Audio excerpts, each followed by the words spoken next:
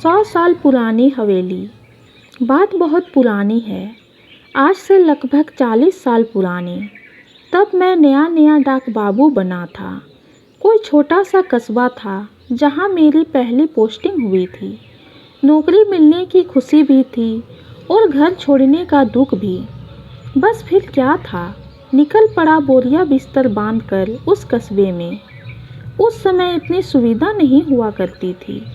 दिन भर के सफ़र के बाद बस रात को 12 बजे उस कस्बे में पहुंची। अनजान जगह और इतनी रात गए, उस जगह कोई ठिकाना भी नहीं मिलने वाला था। मैं बस से उतरा और उस कस्बे के भीतर संकरी गलियों में चलता गया। कोई भी दुकान और किसी भी घर का दरवाज़ा खुला नहीं था कि मैं किसी से पूछ सकूं कि रात गुजारने के लिए कोई जगह मिलेगी। फिर मन में आया कि वहीं बस अड्डे में ही किसी से पूछ लेना चाहिए था कि कोई रात भर के लिए सर छिपाने की जगह मिलेगी। मैं ऐसे ही चलता जा रहा था, तभी गली से हटकर थोड़ी दूर पर एक बड़ा सा हवेली नुमा मकान दिखा जहां से रोशनी आ रही थी। मैंने सोचा, चलो कोई तो मिला जो अभी तक जाग रहा है। इसी के घर वालों से पूछते हैं कि यहाँ कोई रात भर के ठहरने की व्यवस्था हो जाए तो। मैं उस बड़े मकान के पास पहुँचा। वो सच में मकान नहीं, हवेली ही थी। दरवाजे के पास जाकर उसे खटखटाते वक्त थोड़ा संकोच तो हुआ, लेकिन मैंने भी बेशरम बनकर दरवाज़ा खटखटा ही दिया। क्या करूं, मजबूरी थी। दरवाज़ा खटखटाते ही एक नव युवती ने दरवाज़ा खोला जो कि घूंघट में थी। मैंने उसे अपनी समस्या बताई और साथ में अपना नियुक्ति पत्र भी दिखाया।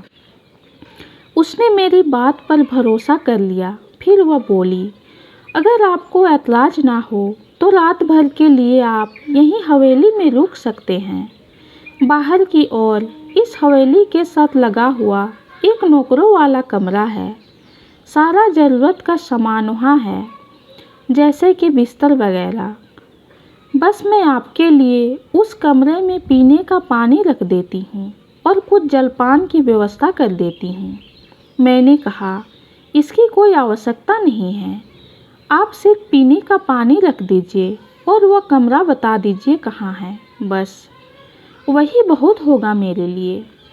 इतना क्या कम है कि रात भर के लिए सर छुपाने की जगह मिल गई। वह बोली, ऐसे कैसे? आप हमारे मेहमान हैं, पहली बार पधारे हैं, बिना कुछ खाए कैसे सो जाएंगे? अभी आपके लिए कुछ लाती हूँ। और इतना कहकर वह चली गई।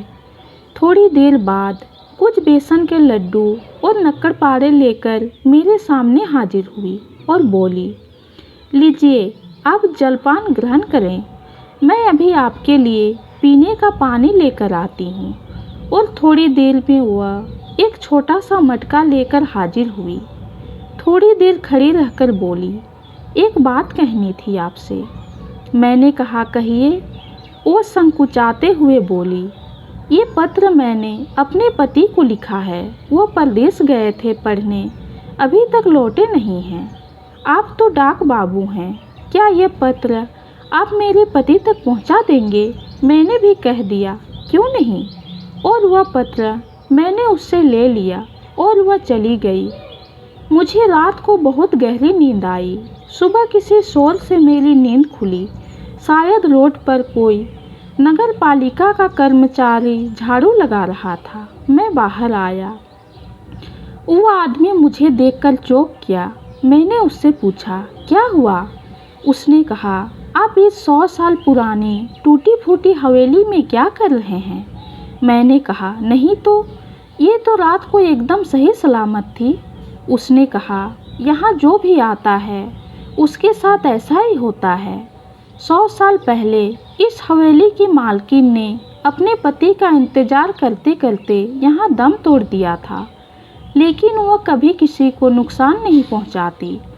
मैंने अपनी जेब में हाथ डाला तो वही पत्र निकल आया जो किसी ने इस पत्र को 100 साल पहले इसी हवेली में लिखा था। ये कहानी आपको कैसी लगी कमेंट में ज़रूर बताइए। कहानी पसंद आई हो तो चैनल को लाइक और सब्सक्राइब कीजिए। कहानी सुनने के लिए आपका बहुत बहुत धन्यवाद।